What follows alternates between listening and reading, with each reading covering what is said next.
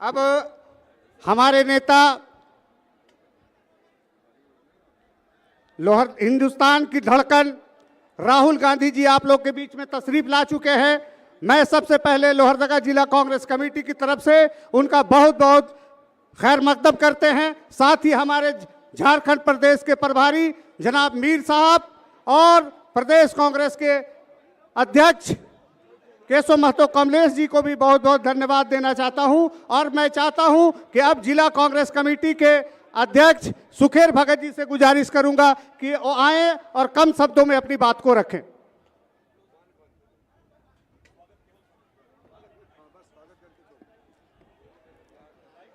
आज लोहरदगा की धरती वीर बुद्धू भगत की वीर भूमि में देश के लोकप्रिय नेता जननायक आदरणीय श्री राहुल गांधी जी का मैं लोहरदगा जिला कांग्रेस कमेटी की ओर से जोहार कहना चाहता हूं और बहुत बहुत अभिनंदन करना चाहता हूं। साथियों, आज हम चुनाव के दौर से गुजर रहे हैं। आपका देश कहां जा रहा है आपको पता है। यहाँ के नौजवानों को, यहाँ के महिलाओं को, यहाँ के किसान भाइयों को पता है कि हमारा देश में आज क्या बीत रहा है।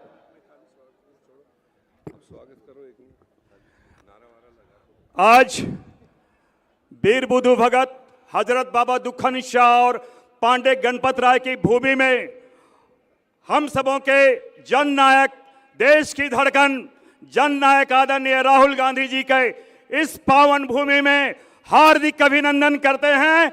और साथ ही साथ इस चुनावी लोहरदगा चुनाव जो होने वाला उस अभियान का आज जो है हमारे मुख्य अतिथि हैं, हम आपसे अपील करते हैं, क्योंकि ये केवल एक चुनाव नहीं है, राहुल जी के भारत जोड़ो अभियान और संविधान बचाओ इस अभियान की एक कड़ी भी है। मैं आपको एक बताना चाहता हूं कि ये संविधान बचाओ क्यों है। आपने देखा होगा प्रधानमंत्री जी और योगी जी आए, उनके शब्द क्या थे, कटोगे तो बटोगे तो कटोगे, जबकि उनके शब्द होने चाहिए थे पढ़ोगे तो आगे बढ़ोगे। और इसीलिए आज हमारे राहुल गांधी जी ने इस नफरत के बाजार में मोहब्बत की दुकान के लिए आए हैं। उनके शब्द होते हैं गाय, गोबर, गोमूत्र, मंगलसूत्र, हिंदुस्तान, पाकिस्तान। लेकिन हमारे राहुल गांधी जी और इंदिरा गांधी के साथ हमारे जो शब्द हैं वो जन सरोकार के शब्द है। मैया योजना है, अबू आवास है, सर्वजन पेंशन योजना है। हमने इसके माध्यम से आपसे रिश्ते बनाए हैं। इसलिए आज हम उम्मीद करते हैं कि हमारे जननायक राहुल गांधी जी की बातों से आप निश्चित रूप से लाभान्वित होंगे और 13 तारीख को 3 नंबर में डॉक्टर रामेश्वर राव को यहां पर विजयी बनाएंगे। बहुत बहुत धन्यवाद। अब मैं लोहरदगा विधानसभा के प्रत्याशी और झारखंड सरकार में मंत्री और मैं डॉक्टर रामेश्वर उरांव जी से गुजारिश करूंगा कि आप आएं और अपनी बातों को रखें। डॉक्टर रामेश्वर उरांव जी। रामेश्वर उरांव जिंदाबाद, राहुल गांधी जिंदाबाद।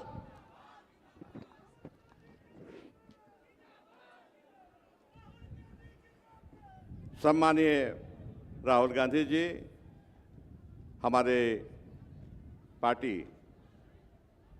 के बड़े नेता, सबसे बड़े नेता, सामने भाइयों बहनों लोहरदगा के और आसपास के जिलों से आए हुए,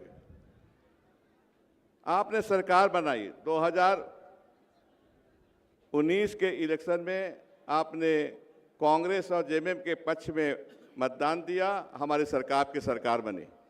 सरकार आते हुए कोरोना काल आ गया, लोगों को तकलीफें हुई, लेकिन हमारी सरकार ने हम इस चीज़ का फख्र है कि हमारी सरकार ने जो हेमंत सोरेन के नेतृत्व में चल रही है, गठबंधन की सरकार ने आपको किसी तरह से दिक्कत या संकट का सामना नहीं करने दिया। पिछले बार हमने कांग्रेस पार्टी ने यह वादा किया था कि हम सरना कोड आपको देंगे। हम विधानसभा में इसे पारित करा के सेंटर को भेज चुके हैं, सेंटर इसमें बैठा हुआ है। लोगों की राहत के लिए सर्वजन पेंशन और फिर मैया सम्मान पेंशन का शुरुआत किया है। अगले महीने से 2500 रुपया सभी को मिलेगा, सभी बहनों को मिलेगा, ये आप सभी जानते हैं। फिर अबू आवास रहने के कमी है, रहने घर की कमी है यहाँ, अब आवास की व्यवस्था हमने किया है, वो भी 5 साल में 20 लाख नए घर बनाए जाएंगे। बिजली बिल माफ़ी तो कभी नहीं हुआ था इस राज्य में, बिहार में भी नहीं हुआ था, झारखंड में नहीं हुआ था।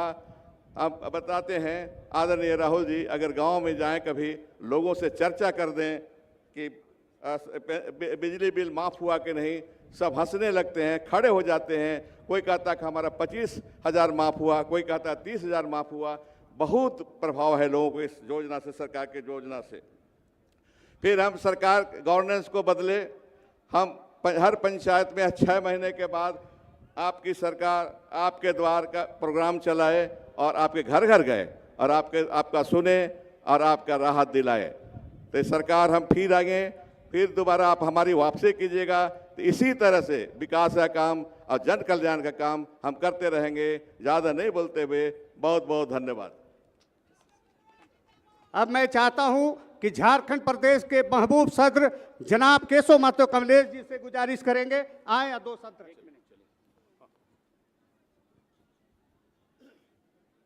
हमारे देश के करोड़ों करोड़ देशवासियों के आशा और आकांक्षा के प्रतीक हमारे न्याय योद्धा, प्रतिपक्ष के लोकसभा में नेता माननीय राहुल गांधी जी, हम सबों के मार्गदर्शक, एआईसीसी के महासचिव, झारखंड प्रभारी, जम्मू कश्मीर के कांग्रेस विधायक दल के नेता माननीय गुलाम अहमद मीर साहब, सह प्रभारी डॉक्टर श्रीवेलापा साहब, हम सबों के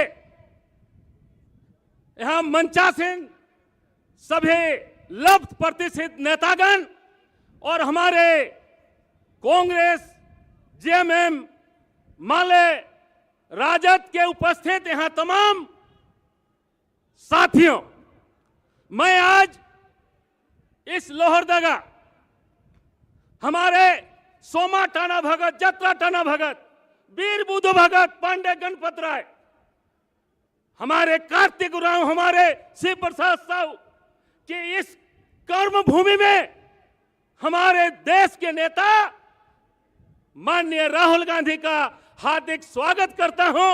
मंच पर उपस्थित तमाम लोगों का और इस अल्प सूचना में इस महती भीड़ को, जो इस आस्था के महान और पर्व छठ के अवसर पर भी आपने यहां आने का काम किया है और हमारे नेता के भाषण को सुनने का ले आए हैं, मैं आप सबों का भी बहुत बहुत स्वागत करता हूं, अभिनंदन करता हूं, जोहार करता हूं।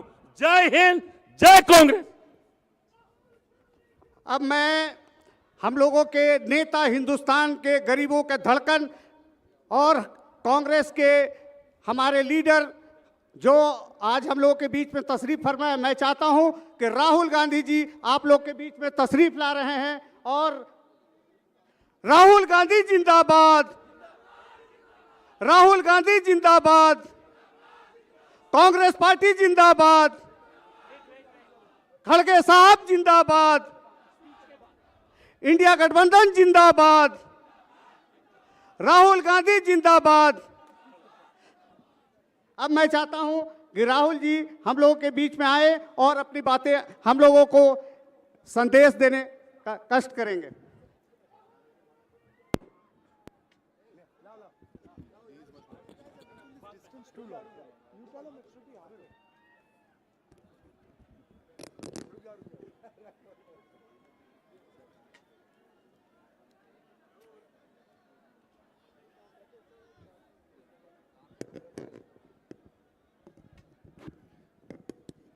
गुलाम अहमद मीर साहब,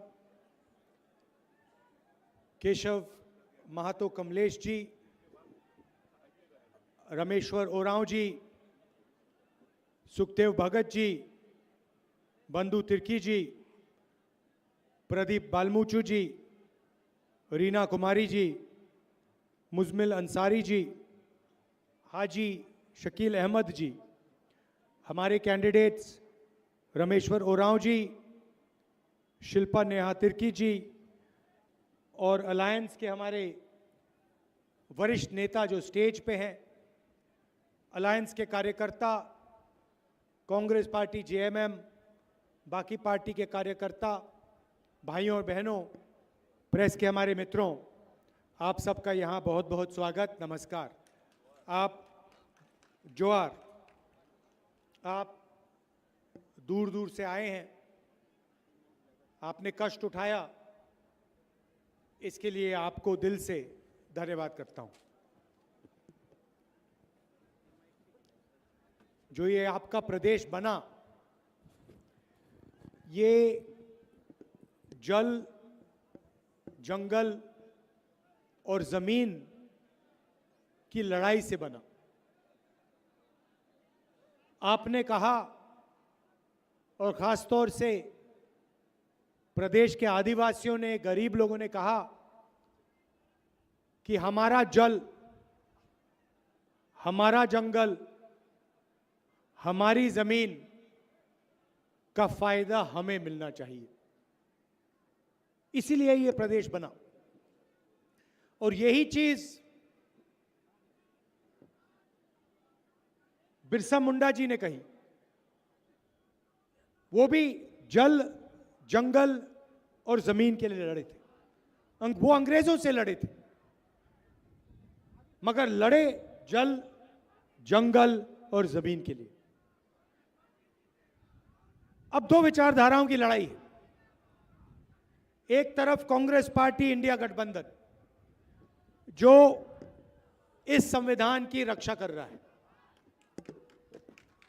हमने कहा है कि संविधान से देश चलना चाहिए, समानता होनी चाहिए, मोहब्बत होनी चाहिए, एकता होनी चाहिए। बीजेपी कहती है, आरएसएस कहती है कि संविधान को परे करो, खत्म करो। वो इसको फाड़ कर फेंकना चाहते हैं। हम इसकी रक्षा कर रहे हैं। ये लड़ाई। अब संविधान में आपको आदिवासी नाम दिया गया है। संविधान में आपका नाम वनवासी नहीं है। हम आपको आदिवासी कहते हैं, वो आपको वनवासी कहते हैं। मामूली शब्द नहीं है। आदिवासी का मतलब वो लोग जो इस देश के पहले मालिक थे। सबसे पहले इस देश के मालिक आदिवासी थे। और इस शब्द का मतलब कि अगर आप ओरिजिनल मालिक थे तो जल, जंगल, जमीन भी आपका था, और जल, जंगल, जमीन का अधिकार का फायदा आपको मिलना चाहिए। अब बीजेपी ने नया शब्द निकाला, मोदी जी ने, आरएसएस ने, वो आपको वनवासी कहते हैं। वनवासी शब्द में कोई अधिकार नहीं, ना जमीन का, ना जल का, ना जंगल का, कोई अधिकार नहीं है। वनवासी शब्द का मतलब सिर्फ यह है कि भाई आप जंगल में रहते हो, आप जंगल में रहते हो, आपको बीजेपी वनवासी कहती है। और वनवासी का मतलब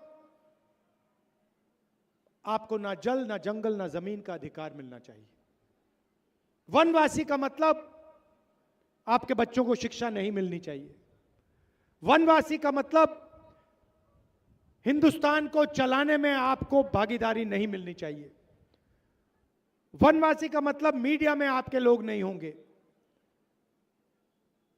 ब्यूरोक्रेसी में आपके लोग नहीं होंगे, जुडिशरी में आपके लोग नहीं होंगे। आप तो वनवासी हो। यह लड़ाई चल रही है। वो आपकी जमीन, आपका जल, आपका जंगल आपसे छीन के अंबानी, अदानी जैसे अरबपतियों को देना चाहते हैं। हम आपका जल, आपका जंगल, आपकी जमीन का रक्षा करके उसका फायदा आपको देना चाहते हैं। सीधी सी बात।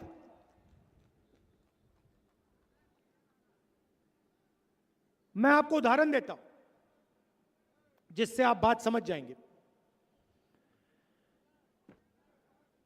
आप जीएसटी का पैसा देते हो, आप कुछ खरीदते हो, आप जीएसटी का पैसा देते हो। पेट्रोल, डीजल, शर्ट, पैंट, जब भी आप कुछ खरीदते हो, हिंदुस्तान की सरकार आपसे जीएसटी का पैसा ले लेती है। वो सब पैसा इकट्ठा होता है और हिंदुस्तान के बजट में वो बांटा जाता है।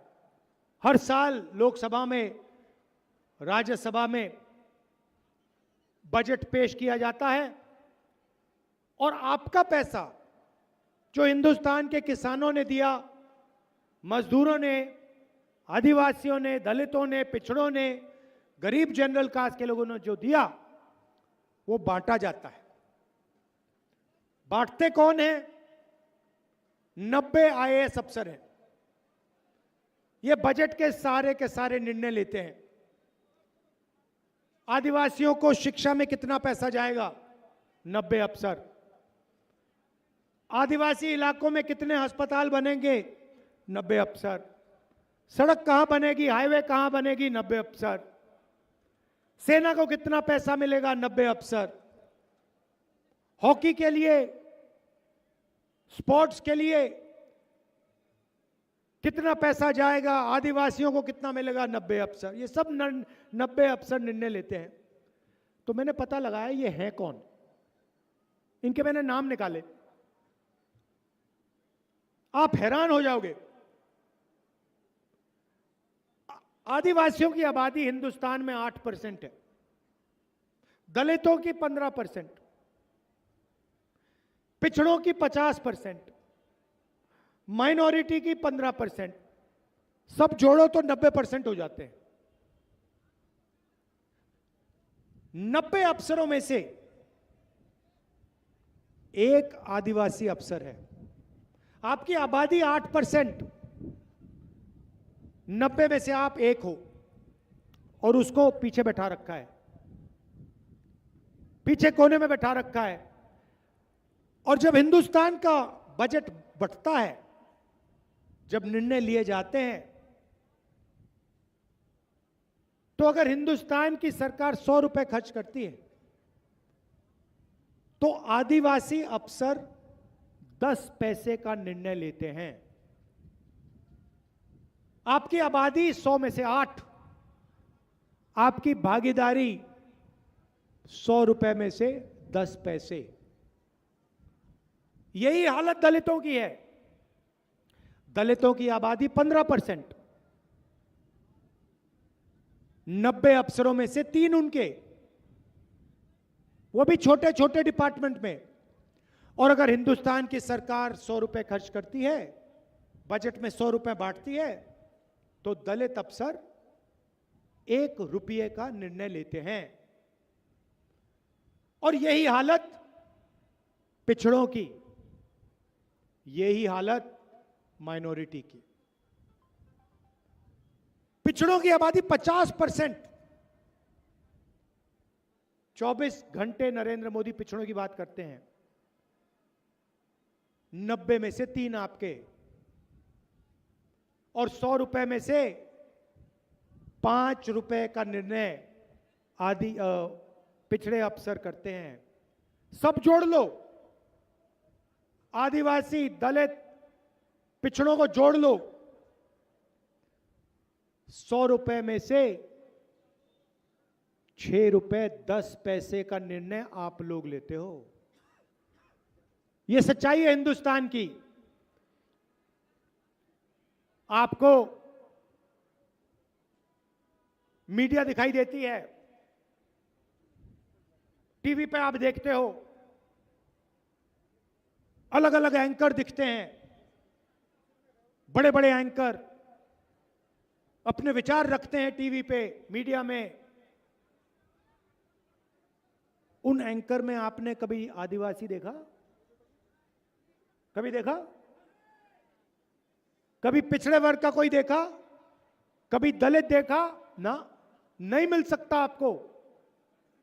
इनके मालिकों की लिस्ट निकालो, एक पिछड़ा नहीं मिलेगा, एक दलित नहीं मिलेगा, एक आदिवासी नहीं मिलेगा। मीडिया, कॉर्पोरेट इंडिया, जुडिशरी, आपको 90% के लोग कहीं नहीं मिलेंगे।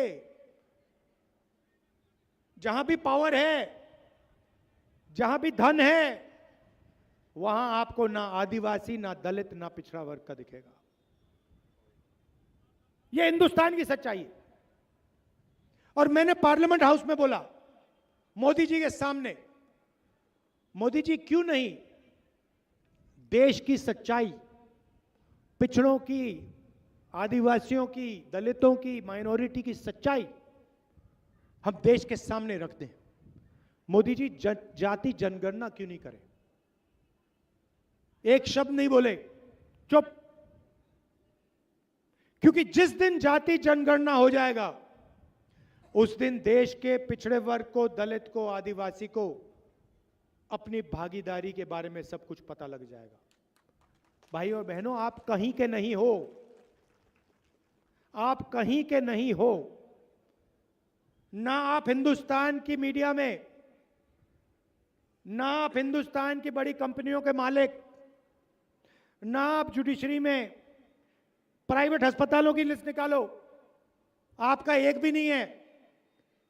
प्राइवेट कॉलेजेस, यूनिवर्सिटी की लिस्ट निकालो, आपका एक आदमी नहीं है।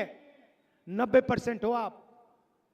और जब राहुल गांधी ने यह बात रखी पार्लियामेंट हाउस में, तो प्रधानमंत्री और बीजेपी के नेता कहते हैं राहुल गांधी देश को बांट रहा है।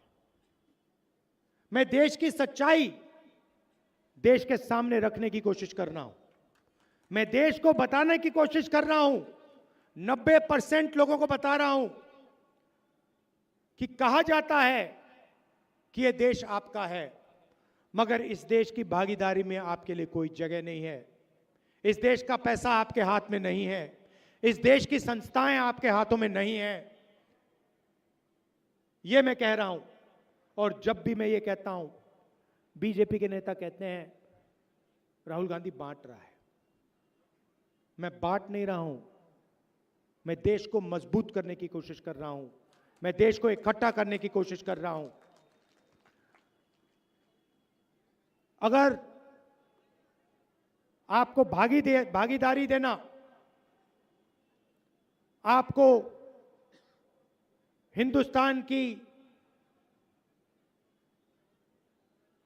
स्ट्रक्चर में जगह देना अगर यह गलत है, तो ठीक है, फिर मैं गलत काम कर रहा हूं। मगर मैं ये काम करता जाऊंगा, करता जाऊंगा, करता जाऊंगा। तो ये विचारधारा की लड़ाई है। बीजेपी एक जात को दूसरी जात से, एक धर्म को दूसरे धर्म से, एक प्रदेश को दूसरे प्रदेश से बांटने का काम करते हैं। हरियाणा में जाट वर्सेस नॉन जाट, मणिपुर को जला दिया। हिंदू को मुसलमान से लड़ाएंगे,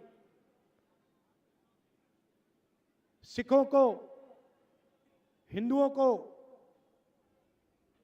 मुसलमानों को, क्रिश्चियंस को बांटने की कोशिश करेंगे।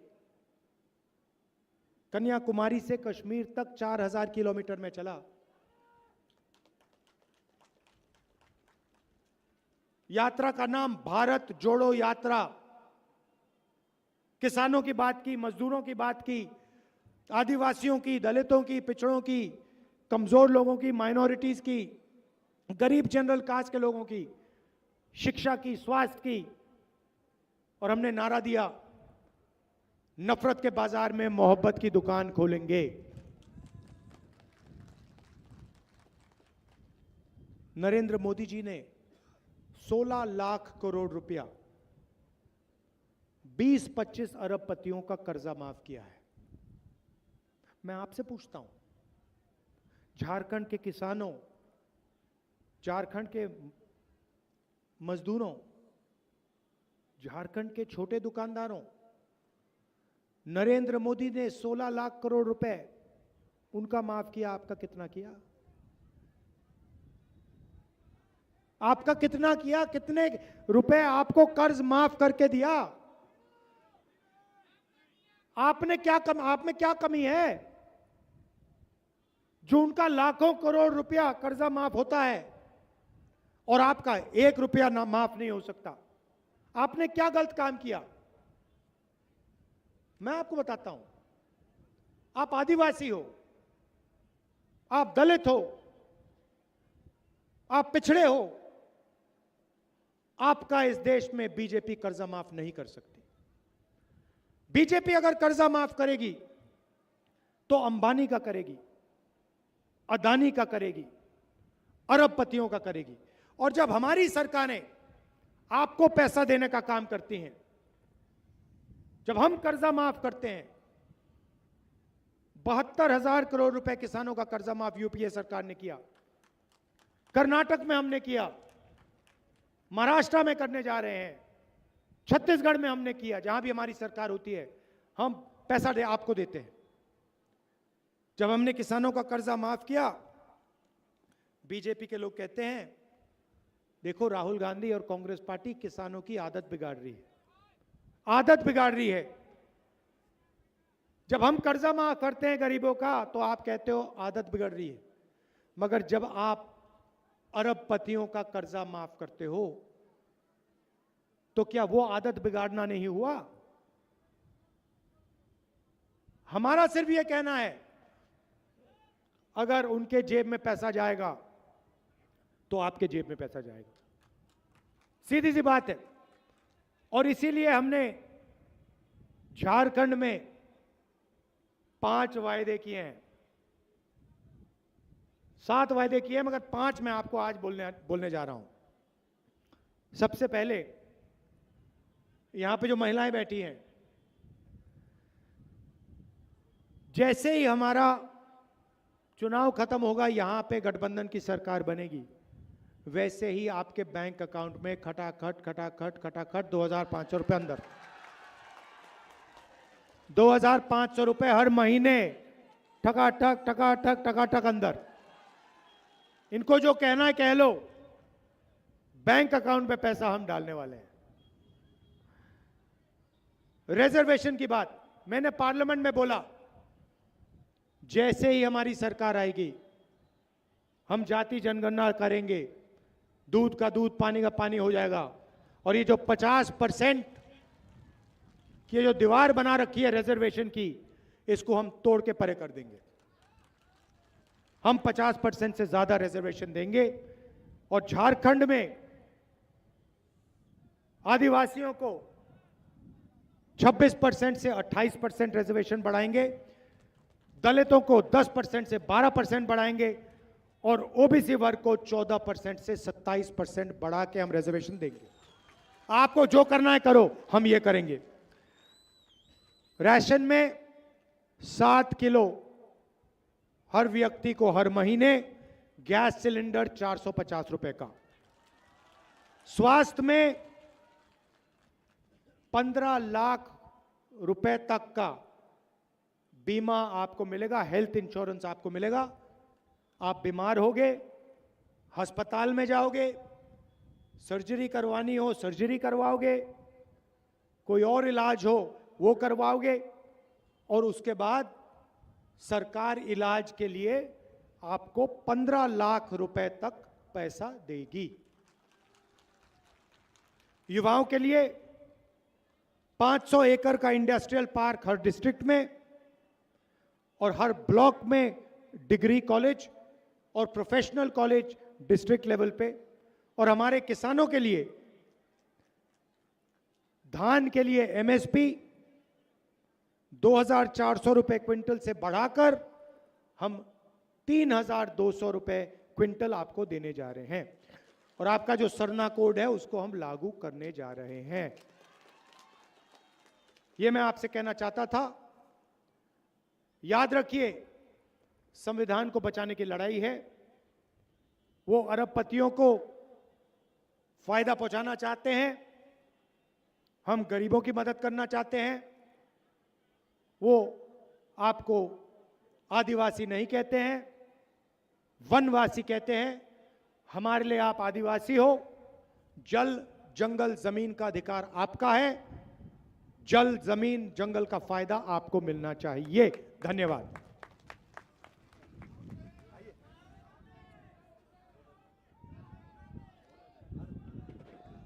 राहुल गांधी जिंदाबाद, राहुल गांधी जिंदाबाद, खड़गे साहब जिंदाबाद, कांग्रेस पार्टी जिंदाबाद,